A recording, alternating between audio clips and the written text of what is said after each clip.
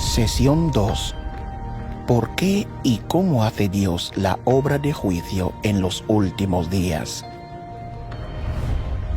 La Biblia profetizó que el juicio comience por la casa de Dios. Hermanos y hermanas, después de muchos años de creer en el Señor, nuestra mayor esperanza es ser arrebatados al reino de los cielos.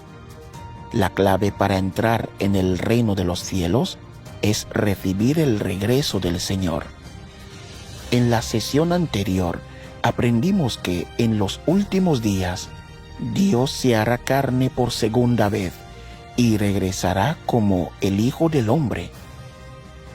Algunos se preguntarán, cuando el Señor venga, ¿podrá arrebatarnos directamente al reino de los cielos?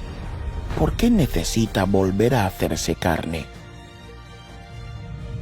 En realidad, cuando el Señor venga, hará otra etapa de su obra, la obra de juicio. Y esto se relaciona directamente con que podamos entrar o no en el reino de los cielos. Para entender esto, leamos primero algunos versículos de la Biblia, porque es tiempo de que el juicio comience por la casa de Dios. Porque ni aun el Padre juzga a nadie, sino que todo juicio se lo ha confiado al Hijo, y le dio autoridad para ejecutar juicio, porque es el Hijo del Hombre. Porque Él viene a juzgar la tierra, juzgará al mundo con justicia y a los pueblos con su fidelidad. Aún tengo muchas cosas que deciros, pero ahora no las podéis soportar. Pero cuando Él, el Espíritu de verdad, venga, os guiará a toda la verdad. Si algún hombre oye mis palabras y no cree, no lo juzgo, pues no vine a juzgar al mundo, sino a salvarlo. El que me rechaza y no acepta mis palabras, tiene quien lo juzgue. La palabra que he pronunciado, esa lo juzgará el último día. El Señor Jesús profetizó que en los últimos días regresaría como el Hijo del Hombre para expresar la verdad y hacer la obra de juicio. La obra de juicio se menciona en la Biblia más de 200 veces. Entonces, ¿a quién va dirigida la obra de juicio? ¿Es solo para los no creyentes? La Biblia nos dice, porque es tiempo de que el juicio comience por la casa de Dios. ¿Quiénes están en la casa de Dios? Cuando hablamos de la casa de Dios, sin duda nos referimos a quienes creen en Él. Por eso, que el juicio comience por la casa de Dios significa que el juicio empieza por los que creen en Dios. Esta obra es para que Dios salve a quienes puedan recibirlo y aceptar sus palabras de los últimos días. No se trata de juzgar primero a los no creyentes, puesto que en la Biblia hay muchas profecías que mencionan que Dios hará la obra de juicio en los últimos días. Esta es una obra que Dios sin duda cumplirá.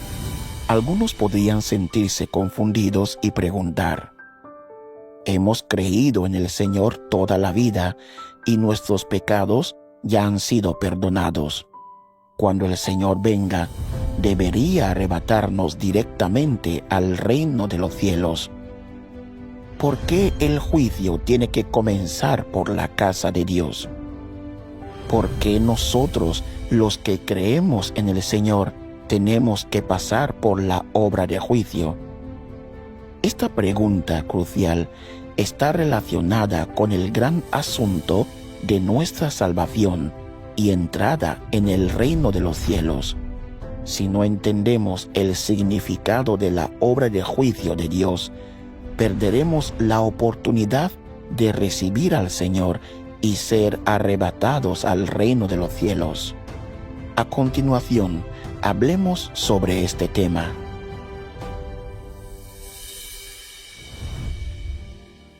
Después de creer en el Señor y de que nuestros pecados han sido perdonados, ¿por qué no podemos entrar directamente en el reino de los cielos? ¿Por qué Dios todavía tiene que hacer la obra de juicio en los últimos días? Los requisitos para entrar en el reino de los cielos. Si queremos saber por qué Dios hace la obra de juicio, primero debemos entender qué clase de personas pueden entrar en el reino de los cielos. Algunos creen que podemos entrar en el reino de los cielos después de creer en el Señor y de que nuestros pecados hayan sido perdonados. Con tal de que leamos la Biblia, oremos y hagamos buenas obras, el Señor sin duda nos llevará al reino de los cielos cuando venga. ¿Es correcto este punto de vista? Para entrar en el reino de los cielos, primero debemos conocer los requisitos para entrar en él. Los requisitos para entrar en el reino de los cielos no los deciden los hombres. Es Dios quien tiene a su cargo la puerta de su reino. Solo Dios tiene la última palabra. Solo las palabras del Señor son la verdad, el camino y la vida. En cuanto a qué clase de personas pueden entrar en el reino de los cielos, veamos qué dice la Biblia. El Señor Jesús dijo: «No todo el que me dijo, Señor, Señor, entrará en el reino de los cielos, sino el que siga la voluntad de mi Padre que está en los cielos.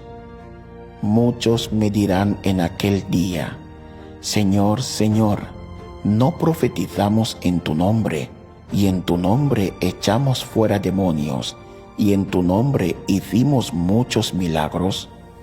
Y entonces les declararé: jamás os conocí, apartaos de mí, los que practicáis la iniquidad. Por lo tanto, debéis ser santos porque yo soy santo. Sin santidad, ningún hombre contemplará al Señor».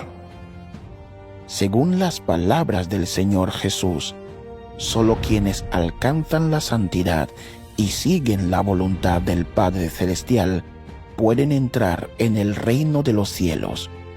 Entonces, ¿qué significa seguir la voluntad del Padre Celestial?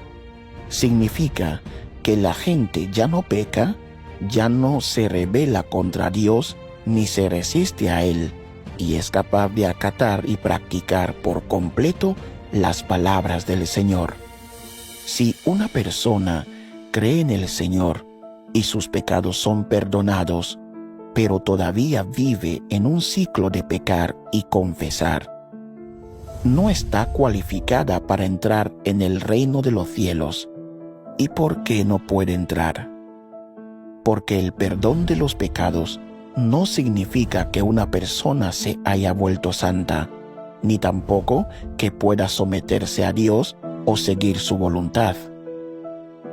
Después de aceptar al Señor y de que se perdonan sus pecados, ¿acaso la gente no sigue pecando y resistiéndose a Dios a menudo? Los pecados de la gente son perdonados, pero su naturaleza pecaminosa permanece, su carácter corrupto permanece, por lo que sigue viviendo en el pecado. Esto incluye luchar por la fama y el provecho, sucumbir a los celos y las contiendas, seguir las tendencias malvadas, adorar el dinero y el estatus, así como atacar, juzgar y engañar a la gente, entre otras cosas. Es más, la gente todavía puede resistirse a Dios. Esta resistencia se manifiesta de muchas formas diferentes: quejándose de Dios, dudando de Él, juzgándolo, condenándolo e incluso blasfemando contra Él. Todas estas son expresiones claras de resistencia a Dios. Por ejemplo, cuando la obra de Dios no se ajusta a las nociones de la gente, todavía pueden surgir malentendidos y quejas contra Dios. Esto es particularmente evidente en su actitud hacia el Señor, que está llena de engaño. Cuando todo va bien, agradecen y alaban verbalmente al Señor. Pero en cuanto ocurren desastres naturales o cosas malas y ven destrozadas sus esperanzas de obtener bendiciones, empiezan a quejarse. Esto demuestra que la gente todavía puede traicionar a Dios y resistirse a Él. Aunque los pecados de la humanidad son perdonados, ésta permanece inmunda y corrupta. En cuanto a su esencia corrupta, sigue siendo hostil a Dios.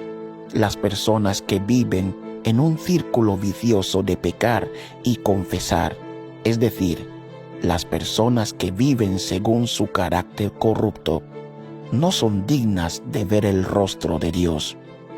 Tampoco son dignas de esperar que el Señor venga y las arrebate directamente al reino de los cielos. La Biblia dice: por lo tanto, debéis ser santos porque yo soy santo. Sin santidad, ningún hombre contemplará al Señor. Para quienes viven en el pecado y codician sus placeres, esperar ser arrebatados al reino de los cielos es ciertamente un deseo extravagante. El Señor Jesús nos dijo: no todo el que me dijo, Señor, Señor, entrará en el reino de los cielos, sino el que siga la voluntad de mi Padre que está en los cielos. El significado de estas palabras es doble.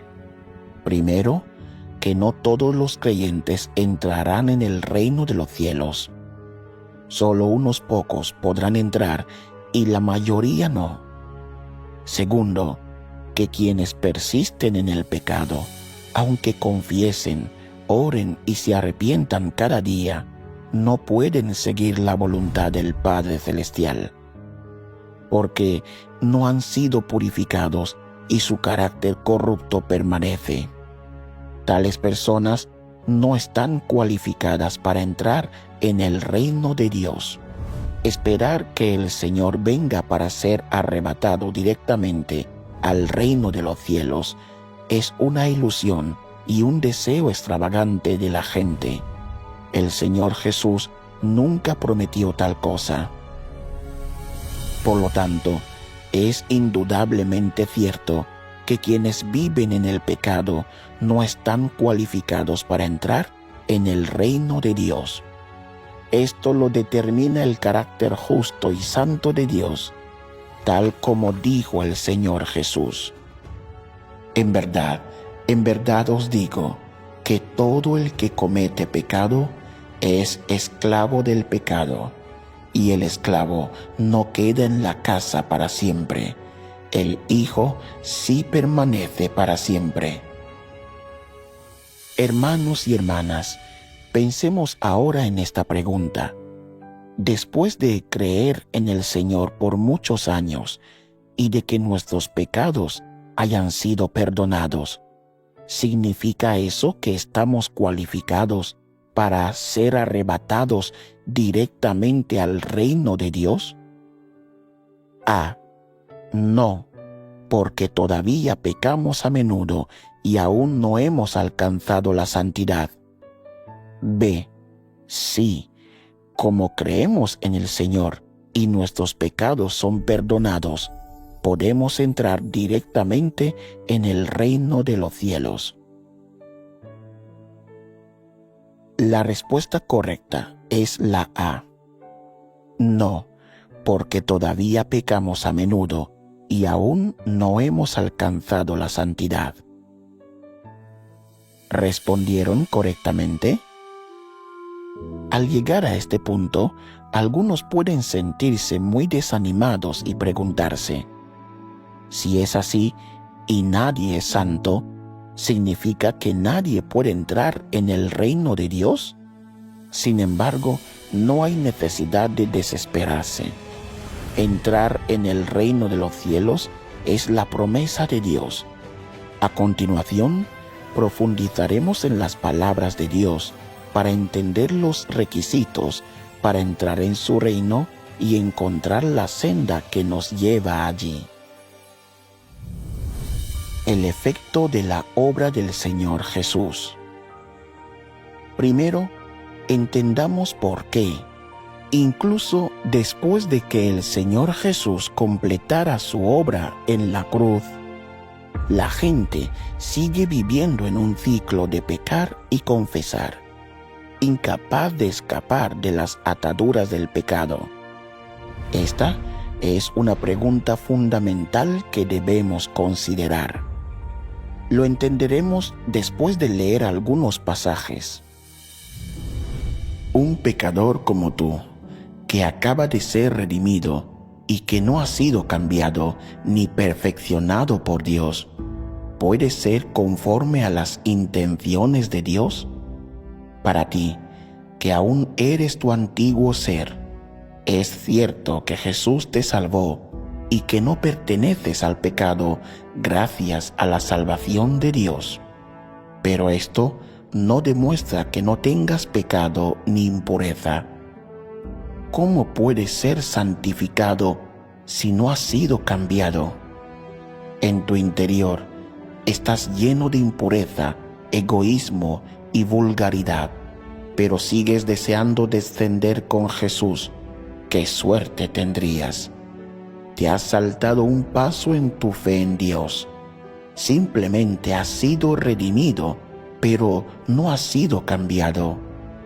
Para que seas conforme a las intenciones de Dios, Él debe realizar personalmente la obra de cambiarte y purificarte. De lo contrario, no es posible que seas santificado, ya que solo has sido redimido. De esta forma, no serás apto para disfrutar de las buenas bendiciones junto a Dios, porque te has saltado un paso en la obra de Dios de gestionar al hombre, que es el paso clave del cambio y el perfeccionamiento. Tú, un pecador que acaba de ser redimido, eres por tanto incapaz de heredar directamente la herencia de Dios. Porque en la era de la gracia, los demonios eran arrojados fuera del hombre con la imposición de manos y la oración, pero las actitudes corruptas dentro del hombre permanecían. El hombre fue curado de su enfermedad y se le perdonaron sus pecados, pero en lo que se refiere a cómo el hombre sería despojado de las actitudes satánicas corruptas que habían en su interior, esa obra todavía tenía que realizarse. El hombre solo fue salvo y se le perdonaron sus pecados por su fe, pero su naturaleza pecaminosa no le fue quitada y permaneció en él. Los pecados del hombre fueron perdonados, y esto es gracias a la obra de crucifixión de Dios, pero el hombre siguió viviendo en su carácter satánico corrupto del pasado. Así pues, el hombre debe ser completamente salvado de su carácter satánico corrupto para que su naturaleza pecadora le sea completamente extirpada y no se desarrolle más, lo que permitirá que el carácter del hombre se transforme. De estas palabras se desprende claramente que el Señor Jesús solo realizó la obra de redención, pero no la obra de purificar y cambiar a las personas. En consecuencia, cuando la gente cree en el Señor, solo se le perdonan los pecados, pero su naturaleza pecaminosa, la raíz de su pecado, no se resuelve. Esto explica por qué la gente puede seguir pecando con frecuencia incluso después de que sus pecados son perdonados. El Señor Jesús fue crucificado para convertirse en la ofrenda por el pecado de la humanidad y redimirnos del pecado. A diferencia de la era de la ley, la gente ya no necesitaba ofrecer animales como ofrenda por el pecado, mientras la gente confiese sus pecados y se arrepienta ante el Señor, sus pecados pueden ser perdonados y ya no son condenados y ejecutados por vulnerar la ley. Esto los cualifica para presentarse ante el Señor en oración y disfrutar de la paz, la alegría y la abundante gracia que Él concede. Este es el verdadero significado de ser salvo. Por lo tanto, ser salvo por la fe simplemente se refiere a que se perdonan los pecados y ya no se es condenado ni ejecutado por la ley. Sin embargo, esto no significa que la gente ya no peque, y mucho menos que su naturaleza pecaminosa sea purificada. Pongamos una analogía. Atrapan a un ladrón después de robar algo. Su padre, por amor, paga para redimirlo. Sin embargo, esto no garantiza que no volverá a robar a otros. Solo se puede decir que ya no es condenado por la ley, pero su naturaleza de ladrón permanece.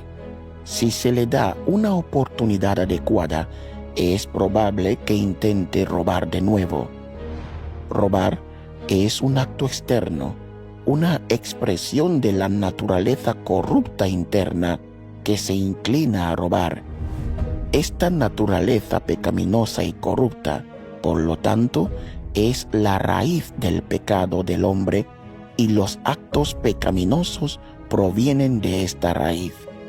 Si no se erradica la naturaleza pecaminosa, los comportamientos pecaminosos nunca cesarán. Es como cortar la maleza. Si no arrancas las raíces, volverá a crecer, sin importar con qué frecuencia la cortes. Lo mismo ocurre con las personas que cometen pecados. Si los pecados solo son perdonados sin arrancar de raíz la fuente del pecado en su interior, la gente todavía seguirá pecando. Entonces, ¿qué es esta raíz del pecado? Se refiere a la naturaleza satánica y a los venenos satánicos que hay en el interior del hombre. La naturaleza de Satanás se caracteriza por el egoísmo, la arrogancia, la tortuosidad, la falsedad, la perversidad, la codicia, la sentenciosidad y la prepotencia. Estas son actitudes corruptas. Por ejemplo, cuando los intereses personales o la reputación están en juego, a la gente le cuesta practicar las palabras del Señor, por temor a que decir la verdad haga que otros los subestimen o desprecien. Recurren a la mentira y al engaño. Esta es la naturaleza corrupta egoísta que actúa en el interior del hombre.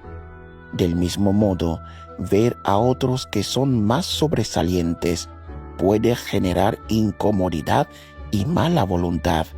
Esta es la naturaleza corrupta celosa que hay en el hombre. Los celos pueden llevar a comportamientos negativos como menospreciar, juzgar y subestimar a los demás. La arrogancia también es un carácter satánico.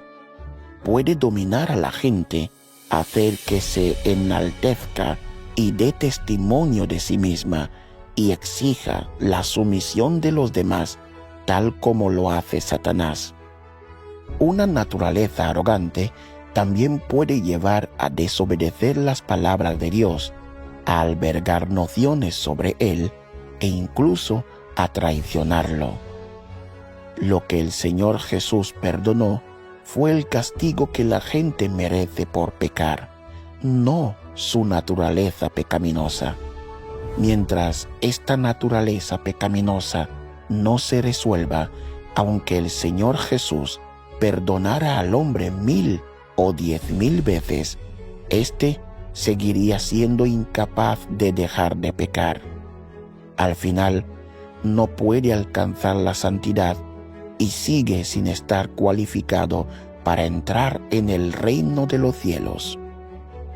Este es un hecho que todo creyente debe afrontar.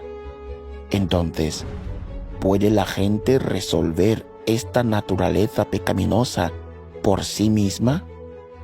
Por ejemplo, ¿puede una persona eliminar gradualmente esta naturaleza pecaminosa leyendo más la Biblia, asistiendo a más reuniones y orando más? La respuesta es un rotundo no. Durante 2000 años, innumerables creyentes devotos han leído la Biblia, han asistido a reuniones y han orado, pero ¿quién de ellos ha dejado de pecar? ¿Quién se ha despojado de su carácter corrupto? Ni uno solo. Incluso Pablo dijo: porque el querer está presente en mí, pero el hacer el bien no. La naturaleza del hombre está llena de actitudes satánicas, y las palabras de Satanás se han convertido en la vida del hombre. Estas actitudes satánicas son como algo en nuestra sangre, en nuestra médula, de lo que no podemos despojarnos por nosotros mismos. Este carácter satánico se ha arraigado profundamente en el hombre y se ha convertido en su vida. De esta manera, por mucho que la gente se esfuerce o se contenga, todo es en vano. ¿Qué creyente en el Señor ha escapado de las ataduras del pecado? ¿No están todos atrapados en el ciclo de pecar y confesar, viviendo en el pecado y luchando amargamente, y les resulta imposible liberarse incluso cuando lloran y oran al Señor? Por lo tanto, para liberarse verdaderamente del pecado y alcanzar la santidad, la humanidad necesita más que la crucifixión del Señor Jesús para cargar con los pecados. También necesitamos que el Señor Jesús venga personalmente de nuevo para eliminar la naturaleza pecaminosa de nuestro interior, para cambiarnos y purificarnos por completo. Solo entonces podremos alcanzar la santidad y estar cualificados para entrar en el reino de los cielos.